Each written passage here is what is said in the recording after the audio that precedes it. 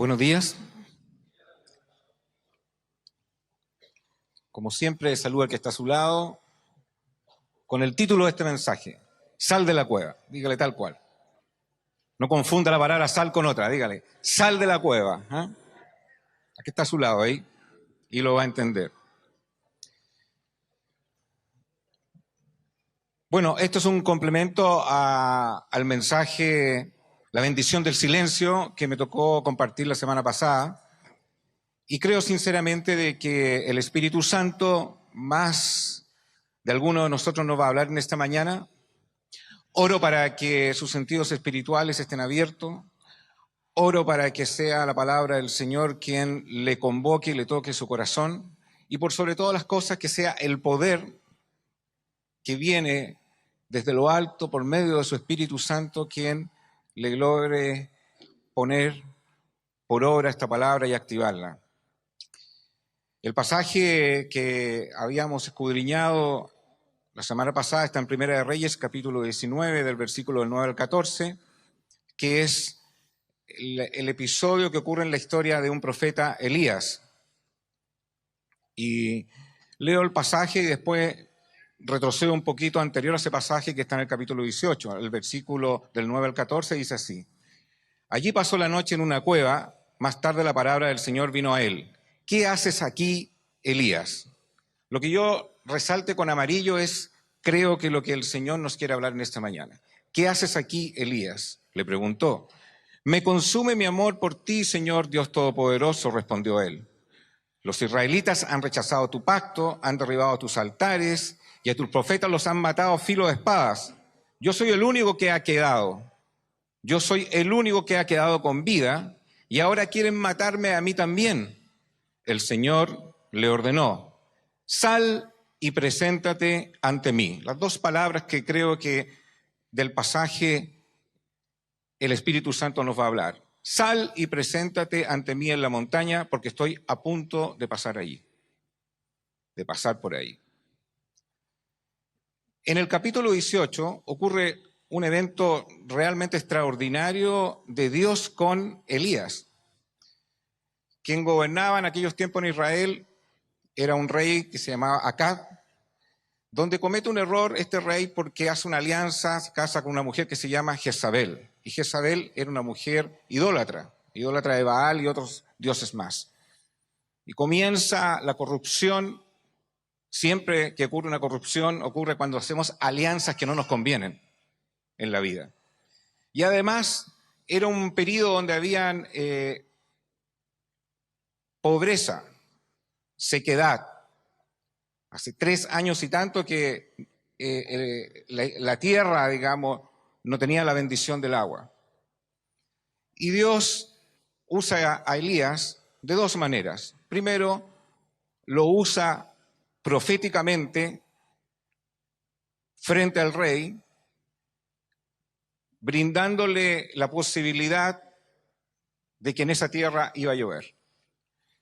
Pero hay un evento más sobrenatural todavía que ocurre cuando Elías decide confrontar al pueblo de Israel.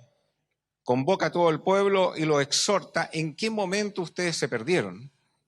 Adorando a otros dioses como Baal y no el Dios de Israel. ¿En qué momento perdí el camino? ¿En qué momento perdí la brújula? ¿En qué momento hice alianzas que no me convenían? Pero para que se definan ustedes cuál es su verdadero Dios, le pide a 400 profetas de Baal que hagan un sacrificio delante de su Dios y que venga fuego desde el cielo para quemar ese altar.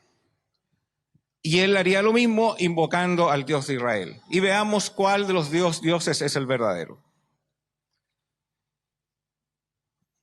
Comienza la ofrenda o el sacrificio de los sacerdotes de Baal.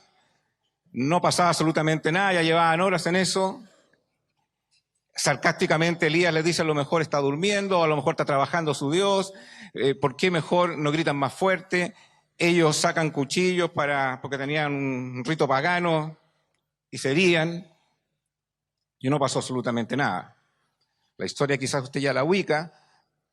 Elías convoca a Dios y desde el trono de Dios sale fuego y el altar se quema. Fue tal la señal que el pueblo dijo, este es el Dios verdadero. Finalmente, Elías le pide que no se vaya ninguno de los profetas, que los tomen, y cada uno de esos 400 profetas muere degollado. Cada uno de esos profetas. Y finalmente también termina el capítulo 18 que Dios cumple la promesa de derramar bendición de agua a una sequedad que dura 3 años. Como Jezabel se entera de que murieron los 400 profetas, jura perseguir a Elías y hasta matarlo. Y ahí comienza el capítulo 19, donde Elías se asusta y comienza a huir porque es perseguido. Entonces yo me hago la pregunta, imagínense que usted es Elías y hace un desafío tremendo, sobrenatural, primero el de la sequía, y el segundo, más sobrenatural, desafiar a los que son dioses paganos, y viene esa señal tremenda desde el cielo. ¿Qué mayor respaldo de Dios? ¿Qué mayor fuerza de Dios respaldando la vida de un hombre que puede ser respaldando la vida de una mujer? ¿Y por qué ocurre algo en la vida de este hombre en el capítulo 19 que por la amenaza de una mujer huye y cae en un estado de depresión? Y ahí hay un título que es el que aparece en la siguiente diapositiva. ¿Por qué se apaga el fuego en nosotros? ¿Por qué habiendo experimentado cosas como Elías tan sobrenaturales, momentos tan poderosos en nuestras vidas, instancias tan sensibles a la voz de Dios, y hemos visto milagros en nuestras vidas, y hemos visto un Dios sobrenatural? ¿Cuántos han visto el poder sobrenatural de Dios en tu vida, en el pasado? ¿Cuántos los que están acá? ¿Cuántos han visto verdaderos milagros? O sea, cosas que eran increíbles que Dios podría hacer. ¿Cuántos los que están acá? ¿Cuántos han incluso escuchado la voz de Dios por medio de su palabra a través de distintas situaciones y han podido decir, sí, Dios me habló? ¿Y qué pasó? Que a veces ese fuego se apaga. ¿Qué pasó el Elías del capítulo 18 y el capítulo 19? ¿Acaso eso no nos podrá ocurrir a nosotros? Un profeta con esas tremendas manifestaciones de Dios cobardemente huye frente a la amenaza de una mujer que lo persigue por su vida y cae en una profunda depresión, como se relata en los primeros versículos del capítulo 19. Deseaba aún su propia muerte. Cómo en un momento nosotros estamos ardientes con el Señor y cómo a través de los años ese fuego se apaga. No deja de recordarme un pasaje que está en Apocalipsis capítulo 2, del versículo del 2 al 4, se lo leo, que es cuando Dios exhorta a determinadas iglesias. Y aquí describe una, que es la iglesia de Éfeso, pero piense la iglesia como usted, como una persona. Esto ya es una exhortación profética de Dios a los tiempos finales. Y dice así: conozco tus obras, piense que se refiere a usted, conozco tus obras y tu duro trabajo y tu perseverancia. Se refiere a un discípulo o una discípula que ha estado enfocado en el trabajo fuerte por la extensión del Evangelio. Se refiere a una persona que es constante en las disciplinas espirituales, que tiene una vida de oración diaria, como nos exhorta la palabra. Son constantes en la oración, tienen momentos de intimidad. Son personas que se nutren de la palabra, la escudriñan buscando la voz de Dios, rectora y directora para sus vidas. Son personas que han sido amantes de predicar el Evangelio a los que no le conocen. Es un adorador, no solamente una persona que canta alabanzas, adora al Señor, tiene un espíritu ferviente de amar a Dios. Por eso dice, conozco tus obras, tu duro trabajo y tu perseverancia. Un tipo de persona, un tipo de cristiano, una tipa de cristiana, que es así. Después dice el texto, sé que no puedes soportar a los malvados. Además, es una persona que tiene muy claro que no hace alianzas con un mundo no cristiano. No se contamina, no hace pacto, no toma decisiones con gente inconversa, no se amolda al sistema de este mundo, porque no es un cristiano o una cristiana, como yo digo, jurel tipo salmón. ¿Ha visto esos envases que salen en los supermercados? Jurel tipo salmón, uno sabe, ¿es jurel? ¿Es salmón? ¿Será salmón? ¿Será jurel? Y es cristianos que tienen a ver, es que habla como cristiano, pero su conducta no es muy de cristiano. ¿Ah? Hasta su cara parece, sí, parece que su cara es de cristiano, pero hay ciertas cosas que hace que no son de cristiano, porque hace alianzas y toma decisiones con gente no cristiana, hace cosas que son prácticas que no son aprobadas por Dios. Es un jurel tipo salmón. Pero dice que esta persona sé que no puede soportar a los malvados. Es persona que no hace alianzas, no hace pactos, no se contamina, no se mezcla, porque sabe que eso lo contamina. Tremenda virtud de la persona, de la iglesia que describe ahí. Y dice algo más, y que has puesto a prueba a los que dicen ser apóstoles, pero no lo son, y has descubierto que son falsos. O sea, además son mujeres, hombres celosos en la santidad. La palabra santidad no es con la aureola aquí, la palabra santidad significa apartado, ser diferente. Una persona que decidió apartarse de las ofertas del mundo y abrazar la carretera del cristianismo. Por lo tanto, es una persona celosa en la santidad.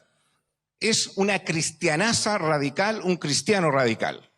De hecho, le recomiendo el libro que se llama Ser Radical, es un libro cristiano. Cómo nos encontramos en ese espejo de ese libro. O sea, no es cualquier persona la que describe aquí en Apocalipsis. Dice algo más. Has perseverado y sufrido por mi nombre sin desanimarte. Wow.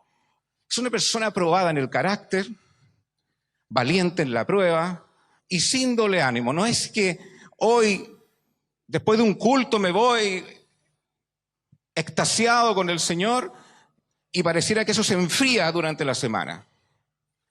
No son personas que son de doble ánimo, que pasan por periodos fervientes con el Señor, celosos con la palabra, vida de oración y de repente por momentos de sequedad, apagados espiritualmente. No son así. Dice que sufren por causa de ser cristianas, por causa de ser cristianos, y dice además sin desanimarse. No se mueven por las emociones, porque por cierto, todos los que estamos acá vivimos situaciones adversas que pretenden desanimarnos, robarnos la paz, pero ellos no se dejan conducir por esas situaciones emocionales, sino que los mueve la obediencia, la perseverancia y el compromiso con Cristo. Esa es la persona que se describe aquí. Pero al final del texto dice, sin embargo, cuidado con esto, porque todos podemos haber transitado por todo lo que estoy describiendo en la primera parte del pasaje, donde están las letras en blancas, pero la exhortación está en las letras amarillitas. Sin embargo, tengo en tu contra que has abandonado tu primer amor. Recuerda de dónde has caído. Y este es un peligro que corre para todos nosotros, en todas las áreas. Los matrimonios los conducen tres pilares, siempre lo he dicho, cantar de los cantares. La amistad, que la palabra amor ahí en el libro Cantar de los Cantares significa rayá, en el hebreo rayá, que significa amistad, ella es mi mejor amiga, él es mi mejor amigo. La segunda pilar que sostiene un matrimonio es jajaba, la palabra en el hebreo, que significa compromiso. Y la tercera palabra, que también se describe tipos de amor, es la palabra dot, que es el amor sexual, que la palabra es pasión. Cuando se acaba la amistad y se acaba la pasión, lo sostiene el compromiso, una relación, y la relación matrimonial se seca, porque se perdió la amistad, se perdió la complicidad.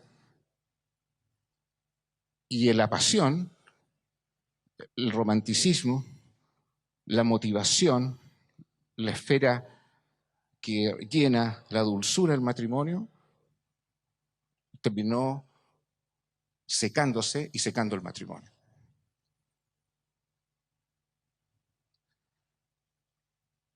En este pasaje en el que leíamos anterior, ¿qué pasó con Elías de un momento así a un momento de meterse en una cueva?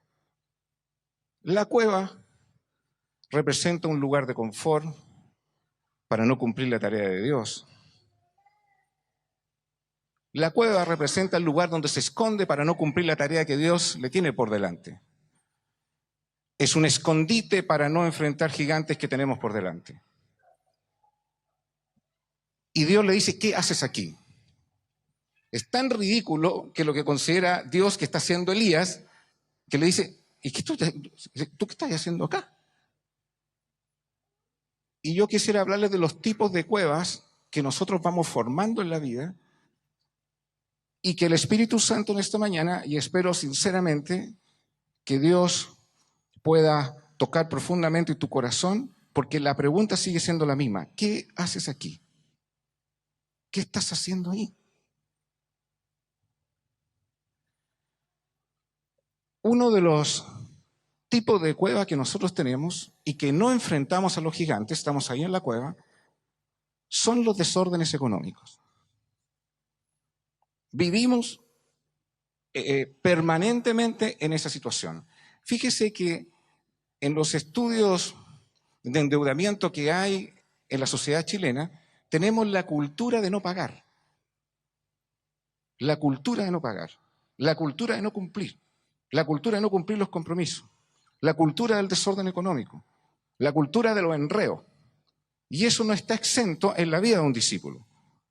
Y si uno hace historia de su vida, las grandes situaciones económicas que uno ha estado enredado ha sido por estos temas.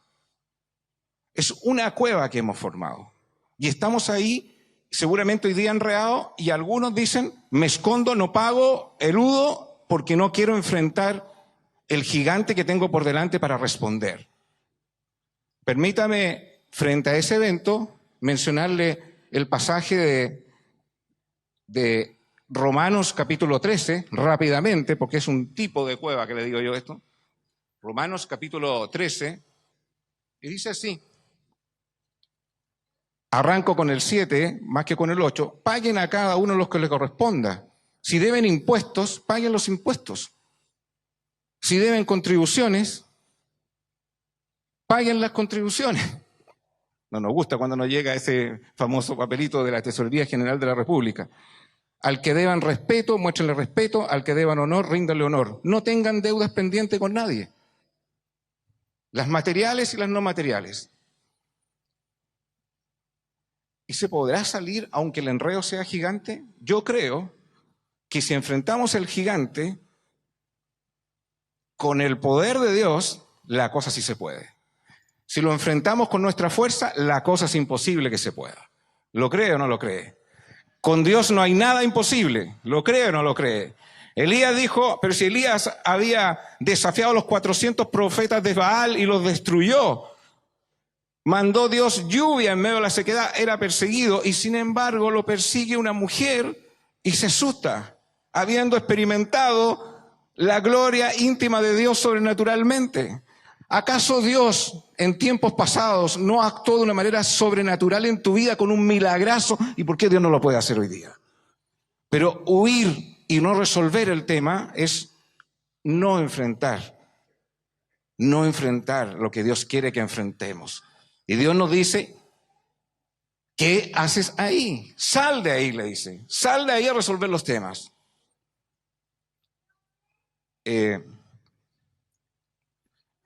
Ahondo más en este tema. Me ha tocado en este tiempo ayudar a una persona, omito el nombre para proteger a los inocentes, donde realmente está en un conflicto como este.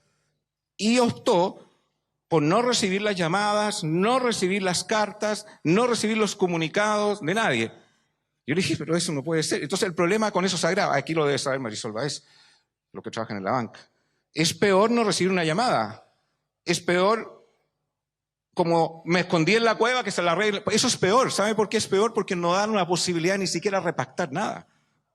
Es la peor de las opciones, porque se esconden detrás de una cueva. Y a veces los problemas, los enredos, hay que ir a desenredarlos. Bueno, yo creo que Dios puede hacer las cosas increíbles. El último paso, que lo estoy ayudando, es, le escribí, y Dios es testigo, yo creo que Dios puede hacer eso. Porque el tema es complejo para ayudar. Y los tipos bloquean. Entonces dije, bueno, le voy a escribir a Andrónico Luksic. Vamos a ver qué pasa. Yo creo que Dios puede hacer cosas. ¿O usted no cree que Dios puede hacer cosas? ¿Usted cree que Dios puede hacer cosas? ¿Lo cree? Así que si lo cree, ore para que me responda el correo.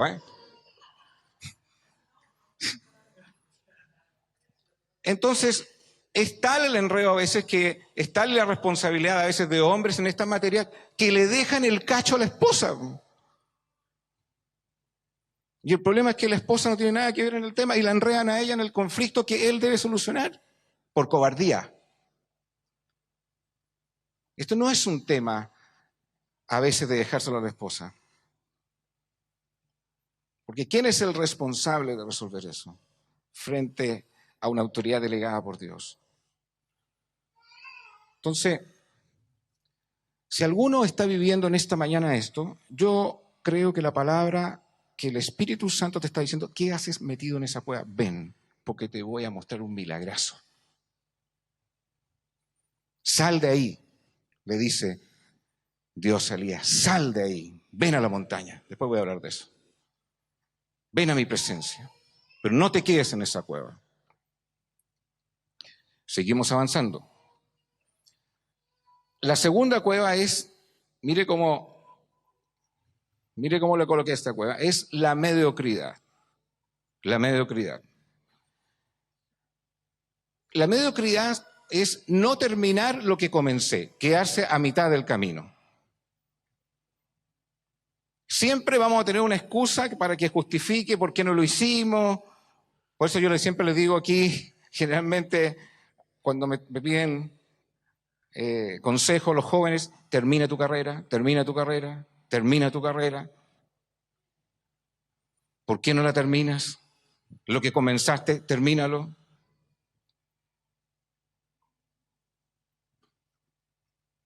Y a veces no lo terminamos porque nos parece que el estado de confort que estamos hoy día es mejor que no acabar lo que comencé. Es una especie de cueva. Y el Espíritu Santo y Dios nos dice, ¿qué haces que no terminas lo que comenzaste?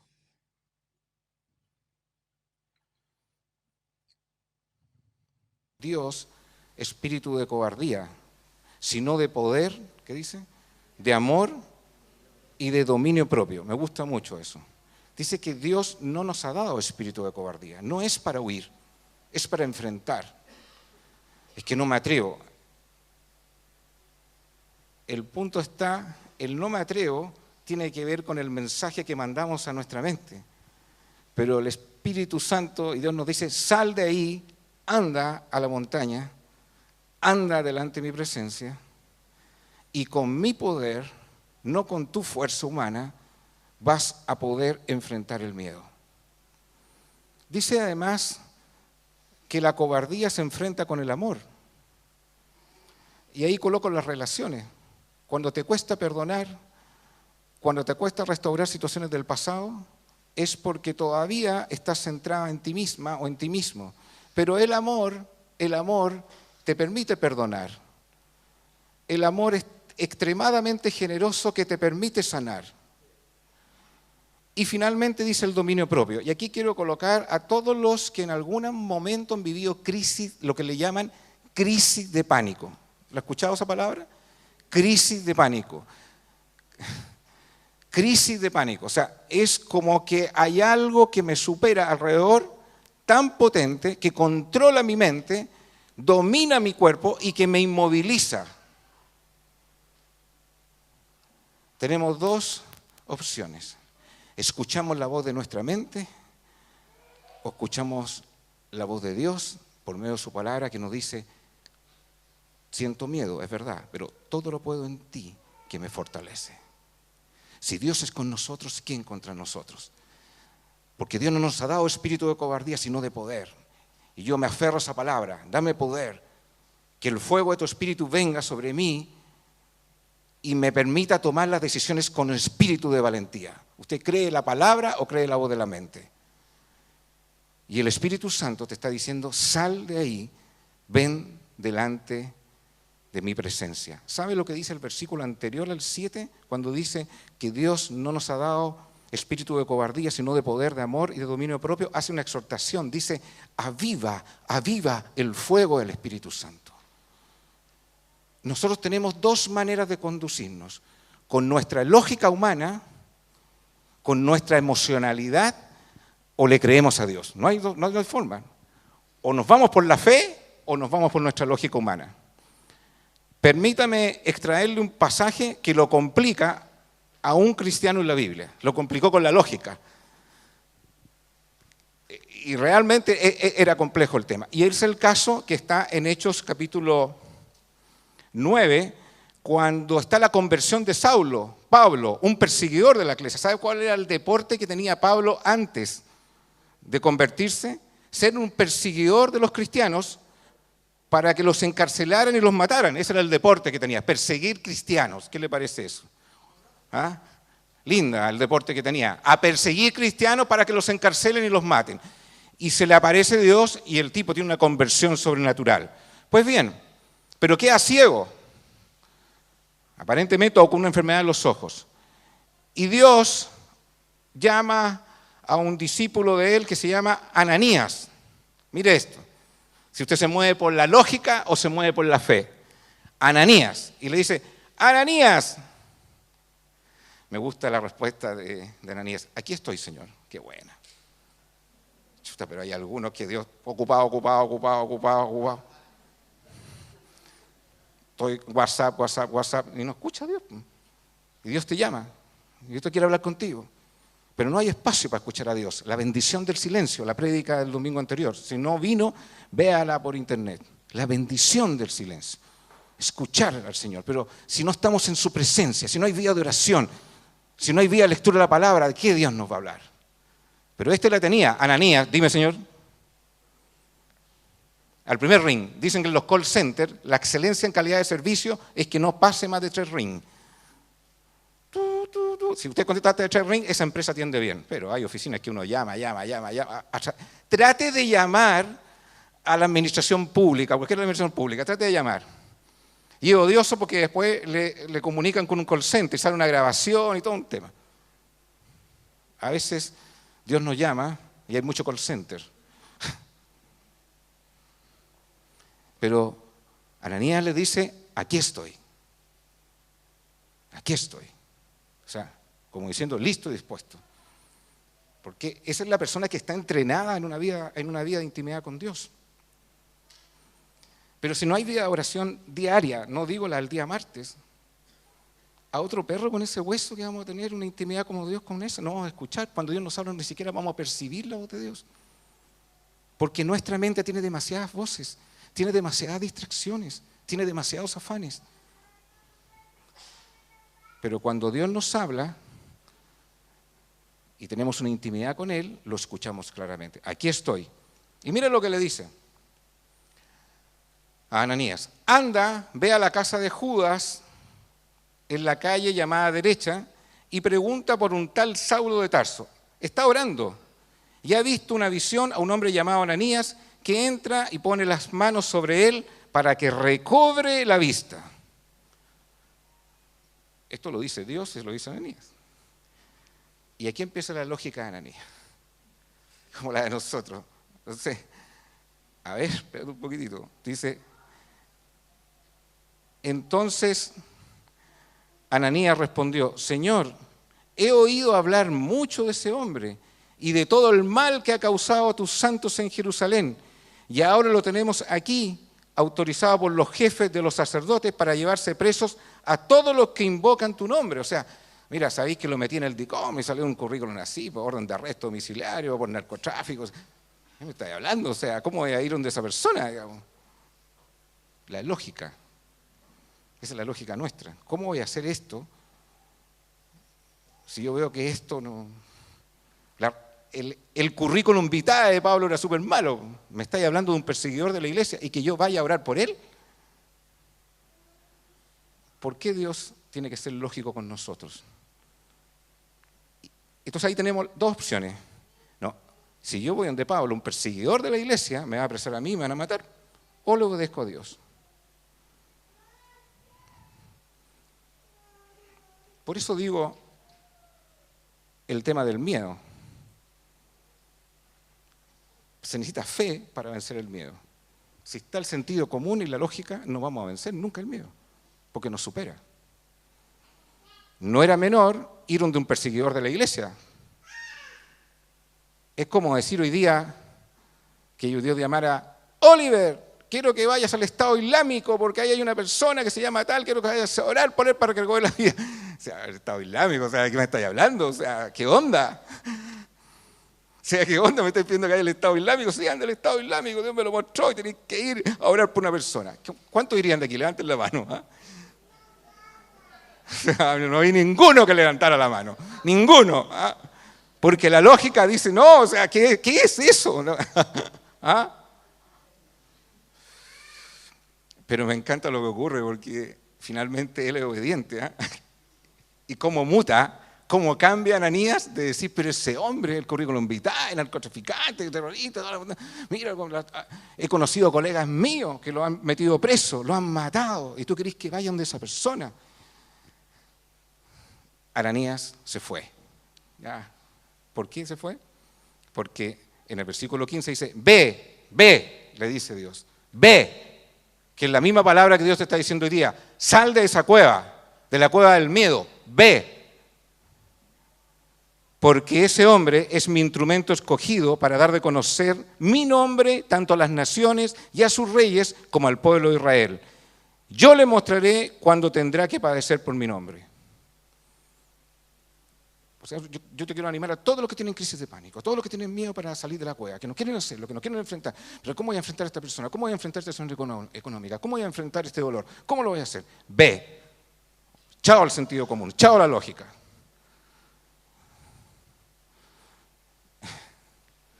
Entonces, Ananías se fue con ese tremendo llamado, se fue al Estado Islámico, ¿eh? Y cuando llegó a la casa, mire, le impuso las manos a Saulo y le dijo, hermano Saulo, pero mira el cambio, ¿eh? Qué tremendo cambio, hermano Saulo, o sea, el que tenía el currículum, hermano Saulo, el Señor Jesús, que se te apareció en el camino, me ha enviado para que recobres la vista y seas lleno del Espíritu Santo. Y al instante cayó de los ojos de Saulo algo como escamas y recobró la vista. Se levantó y fue bautizado. ¡Wow! Milagroso. Sal de la cueva del miedo. Pero no sirve obedecer el sentido común. Hay que escuchar la voz de Dios. Vamos a la cuarta. El pecado oculto, la cueva del pecado oculto. Mire, son aquellas áreas que nos tienen esclavizados y no somos libres. Nos infunden sentimientos de culpa. Y Jesús nos dice, ¿por qué no confiesas? ¿Por qué no sacas a la luz? Mientras no haya confesión, no habrá nunca libertad. En Proverbios 28:13 nos dice algo muy, muy magistral en esto. El Proverbio 28, acuérdense que todo lo que tiene que ver con la cueva es ocultar, esconderse, refugiarse. Y aquí en Proverbios 28:13 dice, el que encubre, o sea, el que oculta, el que se refugia, el que encubre sus pecados, dice que no va a prosperar. Mas el que los confiesa, que es sacar a la luz, y se aparta, alcanzará misericordia. Cuando David, después de dejar embarazada a doña Besa, y como era mujer casada, entonces dijo, ¿cómo me la arreglo? Plan A, plan B, ¿cómo? Es un soldado, Urías, entonces lo mando al frente de la batalla y ahí lo liquidaron, pasó piola, quedó viuda, me casé, colorín colorado, este cuento se ha acabado. Súper bien el plan, ¿eh? Ni de Ripley el plan, muy bueno, pero ocultó su pecado. ¿Y qué empezó a ocurrir? Israel comenzó a perder las guerras y nadie encontraba una explicación. Hasta que se levanta un profeta que se llama Natán y le dice, David, había un hombre de rico, de muchos ganados, que tenía muchas ovejitas, muchos ganados, y había un hombre muy pobre que tan solamente tenía una ovejita. Y el hombre rico tomó la única ovejita que tenía este hombre pobre para dar de comer. Y cuando David escucha la historia, dice que se indignó. El que hizo tal falta, que devuelva lo que robó 10 veces y que muera. Y Natán le dice, ese hombre eres tú.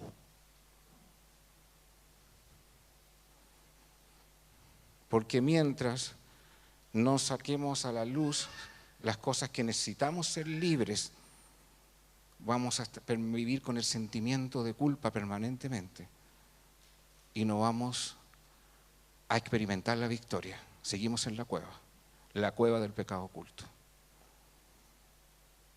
Pero el que los confiesa y se aparta, alcanzará la misericordia, la libertad de Dios en su vida. Termino con la última de las cuevas. Usted puede encontrar varias cuevas más, que es la cueva del pasado. Alguna vez hablé de esto, para los que no estuvieron, seguramente les va a parecer interesante, y para los que estuvieron, bueno, no me canso de repetir una y otra vez las mismas cosas. Les quiero hablar de otro pajarito, para contarle una historia. Esta es la historia de un sultán en realidad, que estaba de cumpleaños. Y a este sultán le regalaron muchos regalos, pero hubo uno de sus siervos que le regaló 2 mascotas, que fueron 2 halcones, sin saber que era el ave favorita del sultán, y quedó fascinado. Premió al siervo, fascinado. Al día siguiente veía cómo volaba uno de los halcones y el otro estaba en la rama y no volaba. Y le llamó la atención, ¿por qué no volaba? Bueno, pasó el segundo día y no volaba, estaba ahí. Y el otro volaba de una manera espectacular. Entonces ya después de 48 horas dijo, aquí hay un problema. El halcón tiene un problema, está enfermo. Entonces llamó a los veterinarios, pensé que era un sultán, tenía una cantidad de recursos impresionante, y miraron y buscaron, qué sé yo, y le dijeron, ¿sabe? No tiene nada. No está enfermo, no tiene nada. Entonces, ¿por qué no vuela? No sabemos. Entonces alguien le sopló ahí, mire, ¿sabe qué? Yo conozco una persona que no es veterinaria, que no es nada, pero sabe harto halcones. Sabe. El maestro Lucho se llama, sabe. Ya, pues, llamen al maestro Lucho. Y listo, trajeron al maestro Lucho, y el maestro Lucho lo miró al halcón, lo quedó mirando. Tráiganme un hacha. Y ahí se asustó el sultán, pero ¿qué hay que hacer con el halcón? No, tráiganme un hacha, sujétese. No. Así que traigo el hacha y lo queda mirando, así, y le corta la rama, y en el peligro el halcón comienza a volar. A veces hay situaciones del pasado que nosotros vivimos que nos marcaron mucho y nos siguen marcando en el presente. Y vemos cómo los demás vuelan en la vida, disfrutando la vida, pero yo soy un espectador de cómo disfrutan los demás. Porque esto que me hirió en el pasado, esto que me marcó, me tiene aferrado e inmovilizado.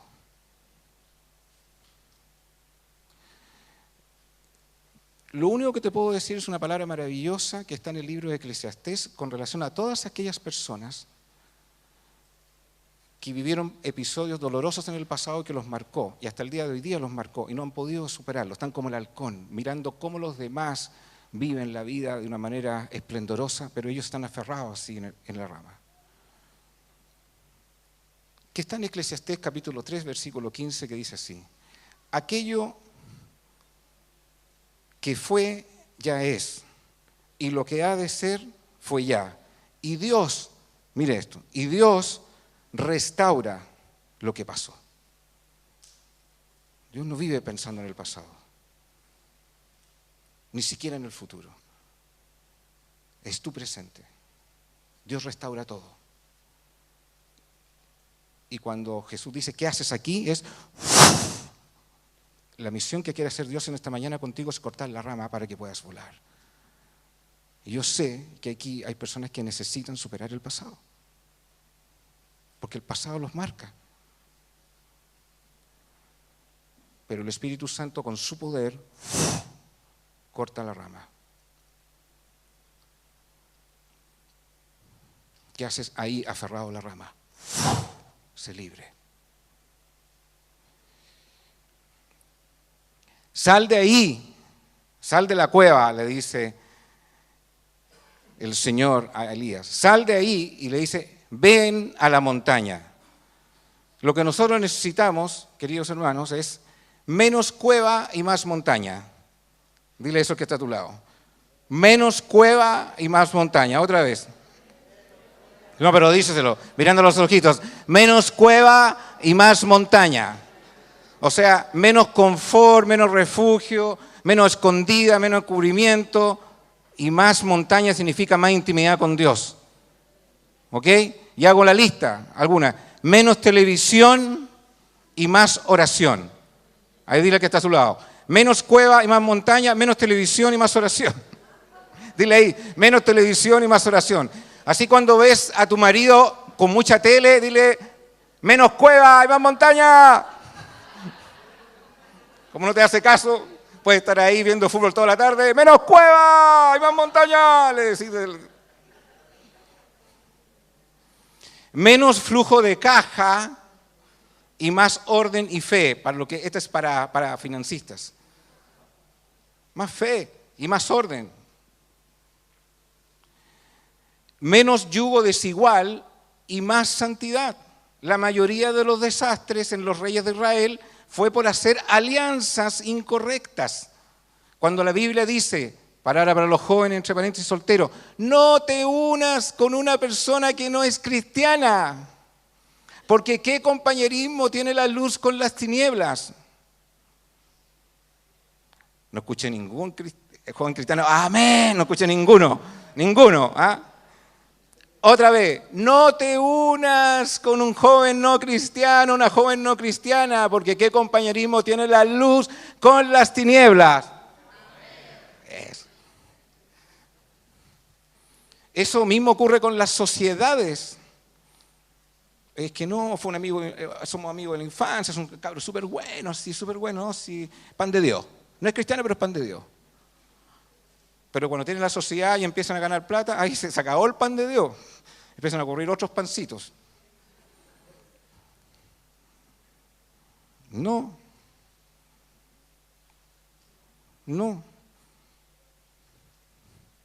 Menos cueva, dile que está a tu lado, y más montaña. Le digo a las... Yo creo que en esta iglesia las más bacanas son las mujeres, siempre lo he dicho. Y lo voy a decir por qué, y lo voy a decir con antecedentes, porque creo que son las que hacen más montaña y menos cueva. Son las que más intimidad tienen con el Señor, buscan la palabra, son mujeres de fe.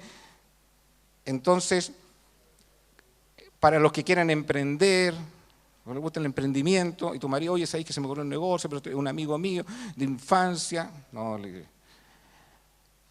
menos cueva y más montaña, por no decir otra cosa.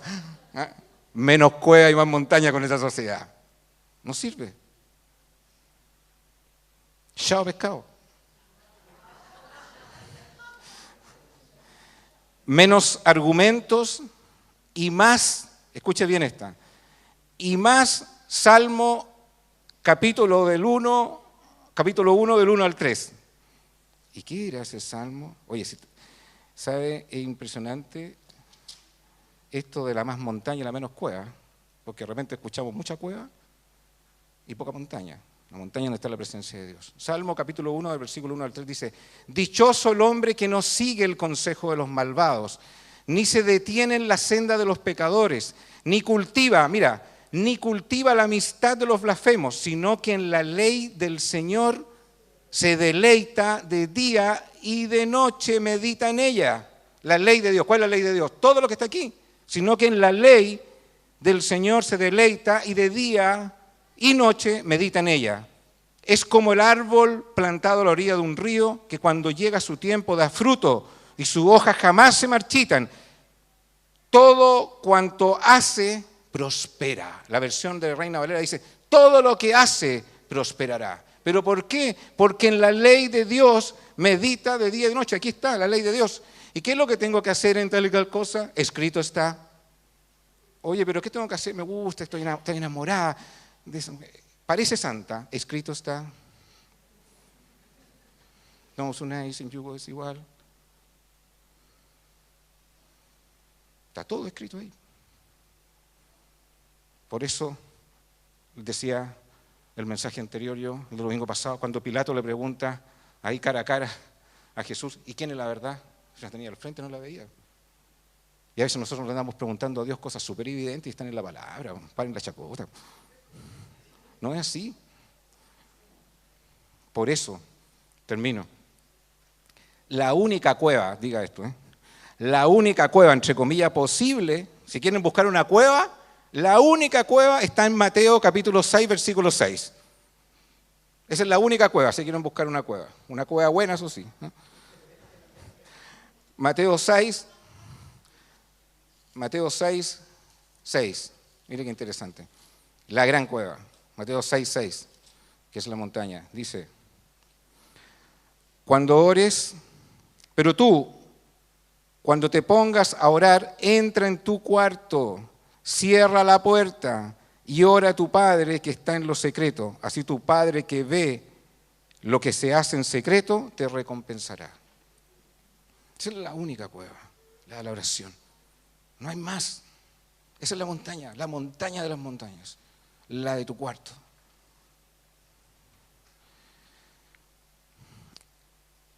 Título, el que viene.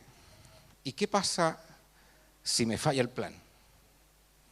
Porque uno se anda pensando en el plan. ¿Y qué pasa si no me funciona? ¿Habrá un plan A? ¿Habrá un plan B? Mire, ¿sabe cuál es el plan A? Orar. ¿Y sabe cuál es el plan B? No existe plan B, porque el plan A nunca falla.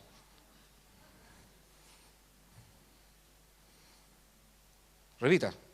Plan A, orar. Plan B, no existe el plan B, porque el plan A nunca falla. ¿O usted cree que falla? ¿Está ocupado el call center de Dios? ¿Sabe el call center de Dios? Se me olvidó el pasaje, pero es el texto, pero clama a mí y te responderé. Está en Jeremías. Ese es el multicarre de Dios, entre paréntesis. Clama a mí y te responderé. Busque el pasaje. Si quiere ir al multicarre de Dios, ahí está. Clama a mí y te responderé. Pero no hay plan B. Porque ahí Dios nos habla y nos da los diseños y nos dice lo que tenemos que hacer. Ananías, ve y anda. Elías, sal de ahí. Anda a la montaña.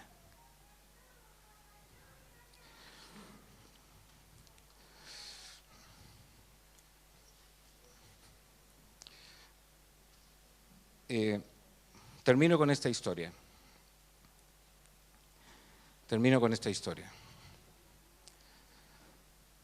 Había un hombre muy rico, dueño de un palacio, carros, ganados. La riqueza que usted se pueda imaginar la tenía este hombre. y tenía solamente un hijo.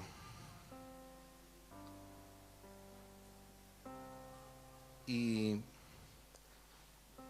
este hijo era muy social y el papá le preocupaban los amigos del hijo. Entonces le dijo un día: hijo, tus amigos están contigo por tu dinero, pero el día que no tengas nada, tus amigos te van a abandonar.